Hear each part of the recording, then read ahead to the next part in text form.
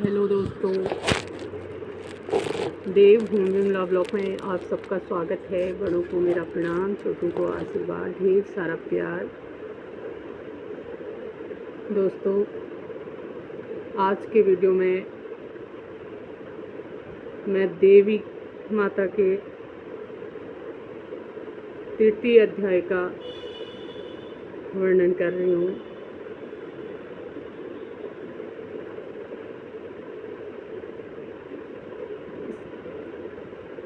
सुनिएगा।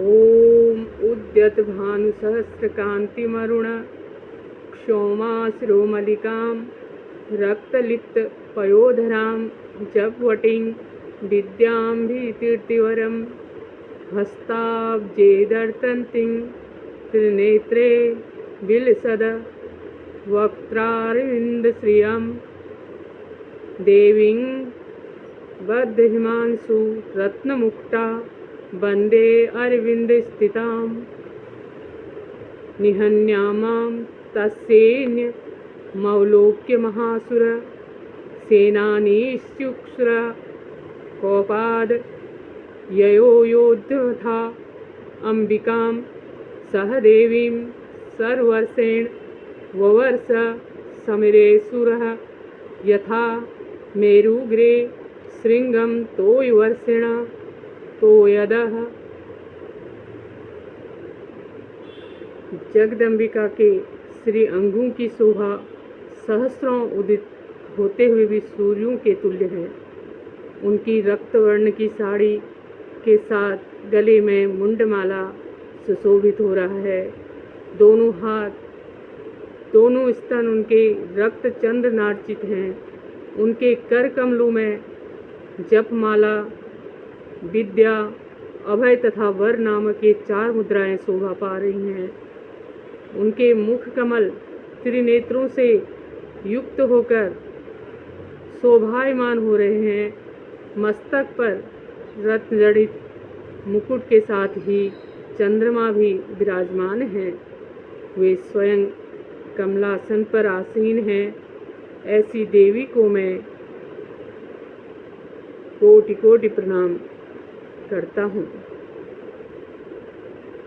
ऋषि ने कहा, इस प्रकार दानवी सेना का संहार होते देखकर सेनापति क्रोधित होकर अंबिका देवी से युद्ध करने के लिए उनके सम्मुख आया।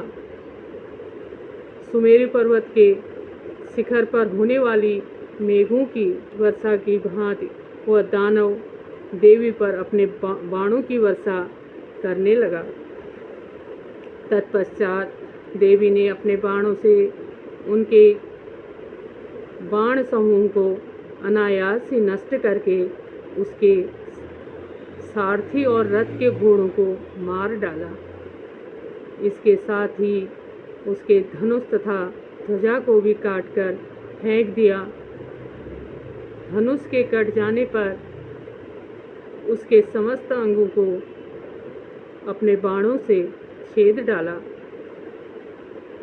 अपने धनुष, रथ, घोड़े, सारथी के नष्ट हो जाने से वह दानव अपने तलवार और ढाल को लेकर देवी की ओर झपटा। उसने तेज धार वाली तलवार से सिंह के मस्तक पर आघात करके देवी की बाईं भुजा में अत्यंत वेग से प्रहार किया। राजन, देवी की बांह के स्पर्श से वह तलवार भग्न हो गई। अपना प्रहार निष्फल होते देख उस राक्षस ने क्रोध से रक्त नेत्र करके हाथों में शूल उठाया। तब उस महादानव ने देवी भद्रकाली के ऊपर अपना शूल चलाया। वह शूल आकाशमंडल से गिरते हुए सूर्यमंडल के समान अपने तेज से दैदीप्यमान हो गया। बड़े वेग से उस शूल को अपने हाथों आता देख प्रत्युत्तर में देवी ने भी अपना शूल चलाया। देवी के शूल के प्रहार से दानव शूल के सैकड़ों खंड हो गए। साथ ही उस शूल के द्वारा महाबली सेनापति चिक्षुर का प्राणांत हो गया, यानी उनका निधन हो गया। महिषासुर के महावीर सेनानायक चिक्षुर के वधोपरांत देवताओं का पीड़क चामर नामक एक राक्षस हाथी पर सवार होकर लड़ने के लिए आया। उसने आते ही देवी पर शक्ति का आघात किया, परंतु जगदम्बिका ने उसे केवल एक हुंकार मात्र से ही घायल एवं निश्चव करके तक्षण भूमि पर सुला दिया। अपनी खंडित शक्ति को देखकर चामर परम कुपित हुआ। क्रोध में आकर उसने शूल का वार किया, परंतु देवी ने उस शूल को अपने बाणों द्वारा काट गिराया। इतने में अवसर पाकर देवी का सिंह हाथी के मस्तक पर उछल पड़ा और दानव के साथ वह युद्ध करने में उद्यत हो गया। वे दोनों लड़ते लड़ते हाथी से भूमि पर उतर आए और अत्यंत क्रोधित होकर परस्पर प्रचंड प्रहार करते हुए लड़ने लगे। तत्पश्चात देवी का सिंह आकाश की ओर प्रबल वेग से उछल पड़ा और गिरते समय अपने पैने पंजे के प्रहार व चामर का सिर धड़ से भिन्न कर दिया। इसी प्रकार उदग्र दैत्य पत्थरों और वृक्षों की चोट खाकर रणस्थल में देवी के हाथों मारा गया और कराल राक्षस भी दांतों, घूंसों एवं थप्पड़ों की मार से भूमि पर गिर पड़ा। गदा के प्रहार से देवी ने उद्दत नामक राक्षस को चकनाचूर कर दिया। हिंदीपाल से वास्कल एवं प्राणों से ताप्रदा तथा अंधक को यमराज के घर भेज दिया। त्रिनयना परमेश्वरी ने अपनी त्रिशूल से प्रास्य उग्रवीर्य तथा महाहनु नामक दानव को मार गिराया। बिडाल दैत्य के मस्तक को तलवार के आघात से मुंडहीन कर दिया। दुर्धर और दुर्मुख नामक दोनों राक्षसों को अपने बाणों से देख कर यमालय में भेज दिया। इस प्रकार अपनी सेना का क्षय होते देखकर महिषासुर ने भैंसे का रूप बनाकर देवी के गणों को त्रस्त करना प्रारंभ कर दिया। वह राक्षस किसी किसी को थुतून की मार से, किसी किसी को खुरों के प्रहार से, किसी किसी को पूंछ की चोट से और किसी किसी को अपने सींगों से विदीर्ण कर दिया। कुछ गणों का प्रबल वेग से किसी को सिंहनाद के द्वारा, किसी को घुमाकर और कितनों को अपने निश्चार वायु के झोंके भूमि पर गिरा दिया। इस प्रकार गणों की सेना को तितर बितर करके वह राक्षस भगवती के सिंह को मारने के लिए वेग से झपट पड़ा। इससे महामाया को अतीव क्रोध उत्पन्न हो गया और उधर महाशाली महिषासुर भी क्रुद्ध होकर भूमि को अपने खुरों से खोदने लगा और अपने सींगों से उठाकर बड़े बड़े पर्वतों को फेंक कर गर्जन करने लगा। उसके वेग से घुमाने के कारण पृथ्वी अत्यंत क्षुभित होकर फटने लगी। उसकी पूंछ से टकराकर सागर पृथ्वी को जलमग्न करने लगा। हिलते हुए सिंहों के प्रहार से बादलों के समूह छिन्न भिन्न हो गए। उसके श्वास की प्रबल वायु के कारण उड़ते हुए सैकड़ों पर्वत आकाश से भूमि पर गिरने लगे। उस महादानव को क्रोध की मुद्रा में अपनी ओर उसका लक्ष्य देखकर चंडिका देवी ने भी उसको मारने के लिए उस पर महान क्रोध प्रकट किया। सर्वप्रथम देवी ने अपने पास फेंककर उस महाबली असुर को बांध लिया।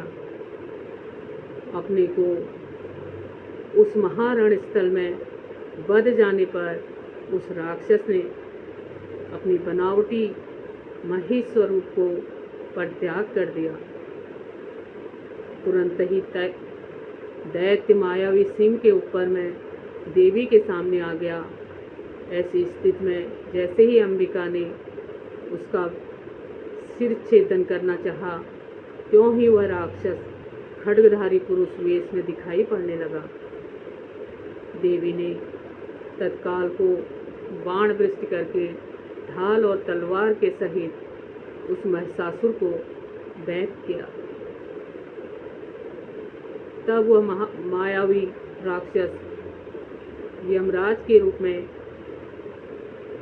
गजराज के रूप में परिवर्तित हो गया। गजराज के वेश में वह राक्षस अपनी सूंड से देवी के विशाल सिंह को खींचने लगा और गरजने लगा। खींचने का प्रयास करते ही देवी ने अपनी तलवार से उसकी सूंड काट ली।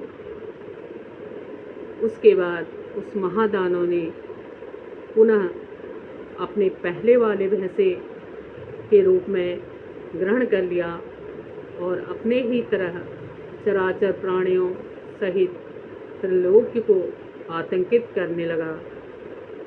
उसके बाद जगजननी चंडिका भवानी बारंबार उत्तम मधुपान करते हुए आंखें लाल करके हंसने लगी। वह राक्षस बल और पराक्रम के मद से उन्मुख ही की भांति घोर गर्जन करने लगा। अपने सिंगों पर उठाकर पर्वतों को देवी पर निक्षेप करने लगा।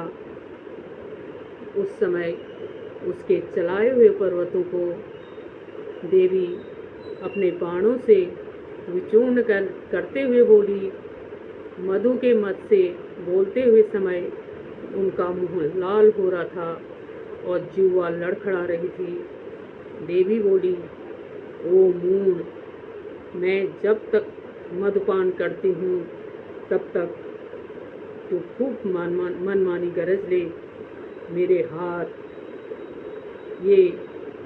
यही तेरी मृत्यु होने पर अब शीघ्र ही देवगण भी गर्जन करेंगे। ऋषि ने कहा। ऐसा कहकर देवी उछलकर उस दैत्य पर चढ़ बैठी। अपने पैरों से उसे दबोचकर देवी ने शूल से उसके कंठ स्थल में प्रहार किया।